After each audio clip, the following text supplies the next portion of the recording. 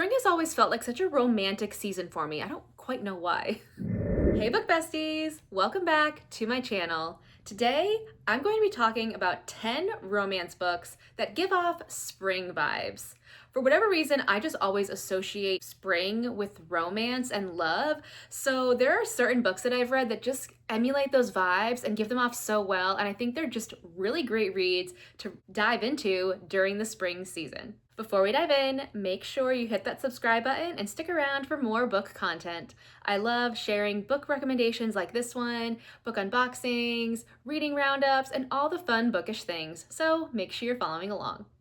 So like I said, I don't know what it is that makes me think of spring and romance together, but that's just how I am, I guess. And these books, whether they took place during the spring or not, just gave off those vibes. So for some of these, there's going to be like a reason why I think they're spring vibes, and sometimes it's just going to be the vibe.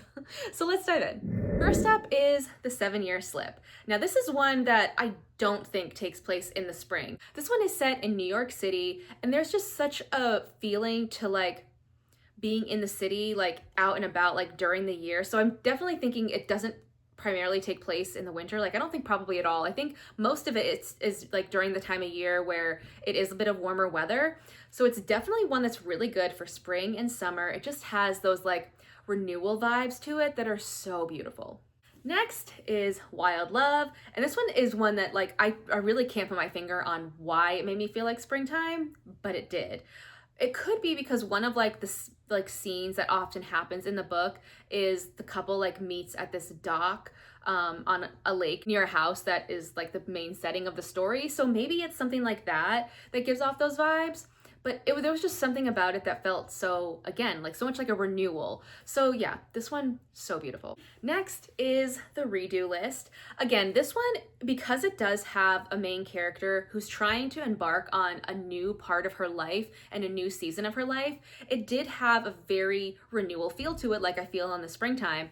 But this one definitely was set during like a warmer time of year and had those spring vibes to it that were just so beautiful. Next is Love is an Open Book. Now this one might be a little bit biased because I did read this book during the springtime, and I think it was like around when it was really starting to warm up outside, so it had me in all my romantic feels, and it was just such a beautiful story that I absolutely ate up. I think you really enjoy it when you read it any time of year, but I think for the spring is especially when it's gonna hit for you. Next is 32 Days in May. This book is obviously set during May, so it's a perfect springtime read, and the way that these two characters interact with each other in New Jersey, and so it has these like, it's before like the busy season of Jersey Shore kind of happens, so it's this sort of waiting period before the chaos begins that has such a quiet kind of peacefulness to it. And the way that these two characters like found each other and spent time together was really a beautiful story. Next is If You're Ready. And again, we're going to go along with the same theme here of renewal, because this story deals with two characters who are on a grief journey and kind of bond with each other as they grow through this difficult time in their lives. It was a really beautiful story, and I mean, the cover is absolutely giving spring vibes. The Strawberry Patch Pancake House is part of the Dream Harbor series. This is book 4, I believe, and this one does take place in the springtime. This whole series is like a very seasonal story. Like the first one is in fall, the second one's in fall, Christmas, and then this one takes place in the spring. So it was such a fun way to, like, as I was going along with this whole series, I read it all in order, so it was fun to be in those seasons that like a lot of books take place in the fall and the winter, of course, but have one in the spring too was a lot of fun, and this story is just so cute. Next is The Honey Witch, and this story is a sapphic romance with some historical fiction vibes that was just so fun. Like the main character in this book, she's like a witch essentially, and so she's always like in her garden, in her kitchen, like baking and just putting together all these herbs and remedies, and it was so much fun and definitely gives all those spring vibes.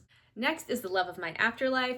This story has such a great feeling of found family, again set in New York City during a time of year where it's warm outside. So I don't think it takes place in the spring, but it could. I mean, I don't know. But it was really beautiful. And again, the renewal theme in this story, this woman like was kind of living a very insular life. She didn't really go out, really didn't do much, and then she explored a little bit more of herself after having a near-death experience and just found such beauty in the world and in this community around her. It was just a really touching story. And last is Say You'll Remember Me. I love this book so much. This story like follows these characters through like quite a bit of time. So one of the main places that the story happens is in Minnesota, I think.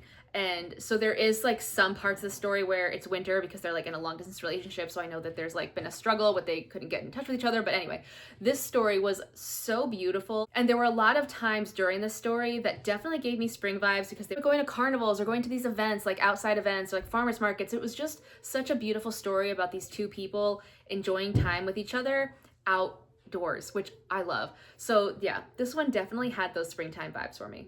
So as you can tell, a lot of this was really just my all about the vibes, really. And like, I don't know what it is, but these ones just gave me springtime vibes. And I hope that you add these to your spring TBR and enjoy them and all the romantic feelings that these books made me feel. I hope you feel them as well. In the comments, let me know some romance books that you've read that give off springtime vibes. Thanks for watching, besties. I'll see you next time.